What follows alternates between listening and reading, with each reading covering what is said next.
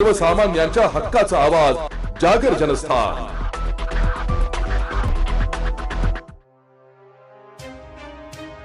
धुळे शहरातील गुरुद्वाराचे प्रमुख बाबा धीरज सिंग यांच्यावर उमेश माळोदे यांनी केलेल्या अमानुष हल्ल्यात त्यांचा दुर्दैवी मृत्यू झाला असून या घटनेने संपूर्ण शहरात संतापाची लाट पसरली आहे। या गंभीर प्रकरणाची तातडीने दखल घेत धुळ्याच्या खासदार डॉक्टर शोभा बच्छाव यांच्या नेतृत्वाखालील अनेक राजकीय पक्षाच्या पदाधिकाऱ्यांच्या उपस्थितीत शिष्टमंडळाने पोलीस अधीक्षक श्रीकांत धिवरे यांची भेट घेऊन त्यांना निवेदन दिले। बाबा धीरज सिंग यांच्या हत्येचा निष्पक्ष आणि सखोल तपास करून यामागे काही कट कारस्थान आहे का हे तपासावे आणि दोषींवर कठोरात कठोर कारवाई करावी अशी आग्रही मागणी या निवेदनातून करण्यात आली आहे। धुळे हे शांतताप्रिय शहर असून या घटनेमुळे सामाजिक सलोखा बिघडू नये यासाठी पोलीस प्रशासनाने संवेदनशील राहून धार्मिक स्थळांची सुरक्षा वाढवावी असेही खासदार बच्छाव यांनी म्हटले। या दुर्दैवी घटनेचा जलद गतीने तपासून पीडित कुटुंबियाला व समाजाला न्याय मिळावा हीच समस्त धुळेकरांची अपेक्षा आहे।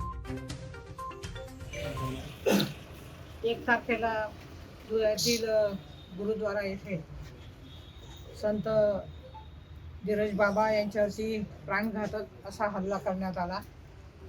त्यानंतर त्यांना तातडीने हॉस्पिटलमध्ये ॲडमिट करण्यात आलं होतं, ट्रीटमेंट चालू होती, परंतु क्रिटिकल कंडिशन असल्यामुळे त्यांना मुंबईला हलवलं। परंतु 3 दिवसापूर्वी त्यांचा मृत्यू झाला। बाबांचं जे काम होतं ते खूप मोठं होतं, ते संत होते आणि गुरुद्वाराच्या माध्यमातून त्यांनी आध्यात्मिक कार्य अतिशय मोठ्या प्रमाणामध्ये होतं। ऐक्याचे घडवून आणण्याच्या संदर्भामध्ये धुळ्यामध्ये 45 वर्षापासून त्यांचं कार्य होतं। शांततेने सगळ्यांना ते सांगत असत आणि अनेक कार्यक्रम गुरुद्वारामध्ये होत होते। सर्व धर्माचे सर्व पंथाचे जे श्रद्धाळू होते ते तिथे जात होते आणि असं असताना त्यांच्यावरती हा जो प्राणघातक हल्ला झालेला आहे। आम्ही धुळ्यात आल्यानंतर गुरुद्वाराला मी भेट दिली। त्याच्यानंतर आपले सन्मान्य SP साहेब धिवरे साहेब यांना आम्ही सर्व पक्षीय सर्वधर्मीय आम्ही त्यांची भेट घेतली, त्यांना निवेदन दिलं आणि त्यांना सांगितलं की सदर घटनेचा तपास जो आहे तो अतिशय लवकरात लवकर व्हायला पाहिजे। आरोपीला पकडण्यात आलेला आहे, त्यांनी त्यांचं काम सुरू केलेलं आहे। त्यांनी 5 अधिकाऱ्यांची, त्याच्यात एक महिला पण आहे, SIT गठीत केलेली आहे आणि त्या माध्यमातून त्यांनी सांगितलं की आम्ही लवकरात लवकर याचा तपास करू। मी देखील 1 तारखेपासून अधिवेशन केंद्रामध्ये सुरू झाल्यामुळे मला जेव्हा ही घटना घडली त्यावेळी धुळ्यातून अनेक फोन आले। त्यानंतर मी 0 आवरच्या माध्यमातून प्रश्न टाकलेला आहे।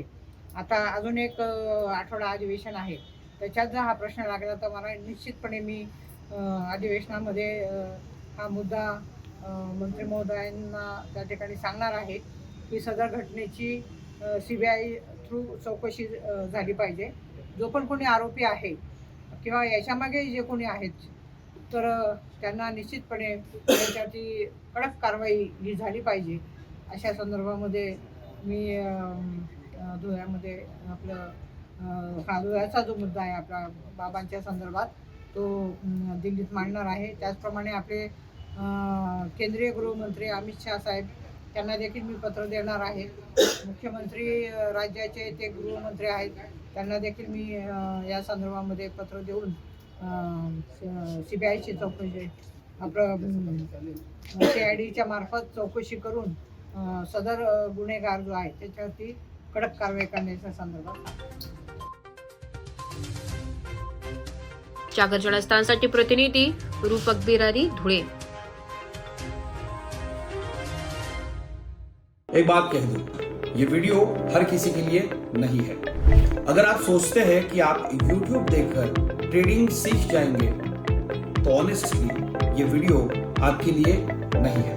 ट्रेडिंग सिर्फ एक बाय सेल का गेम नहीं है, यहाँ पर चाहिए डिसिप्लिन, रियल नॉलेज और पेशेंस।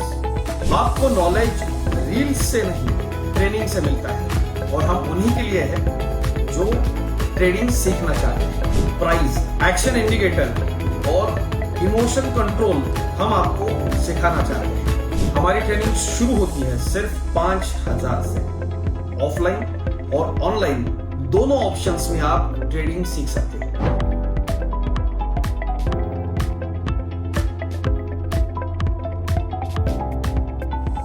अगर 5,000 इन्वेस्ट करने में प्रॉब्लम है तो फिर ट्रेडिंग में करियर करने का आइडिया छोड़ दीजिए। अगर आप सीरियस हो, ट्रेडिंग के स्किल को बिल्ड करना है, साइड इनकम बनाना है, आपका फ्यूचर सिक्योर करना है, तो स्टॉल मत करो। फॉर्म भरिए, ट्रेनिंग लीजिए और सही तरीके से ट्रेडिंग के अपने स्किल्स को बेटर कीजिए। और स्क्रॉल करने वालों का क्या है, वो तो शॉर्टकट ढूंढ ही लेंगे, मार्केट उनका भी ख्याल रख लेंगे।